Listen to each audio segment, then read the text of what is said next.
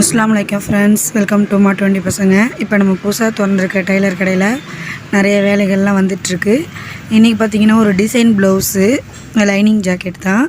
நார்மலாக டிசைன் வைக்க சொன்னாங்க. நம்ம டிசைன் வச்சோடனே இது ஃபுல் ஃபினிஷிங் பண்ணணும். எப்படி இருக்குது பாருங்கள். இது பார்டர் கொடுத்து அந்த சாக்லேட் மாடலு, இது ஒரு டிசைனான மாடல். இதில் நம்ம வந்து மணியை ஸ்டிச் பண்ணி ஃபுல் ஃபினிஷிங் எப்படி இருக்குன்னு உங்களுக்கு காமிக்கிறேன் பாருங்கள். இது இப்போ தான் தைச்சி முடிச்சிருக்காங்க. இன்னொரு ப்ளவுஸ் கூட நாங்கள் இதேமாரி தைச்சோம். அதை உங்களுக்கு நான் வீடியோ எடுக்கலை.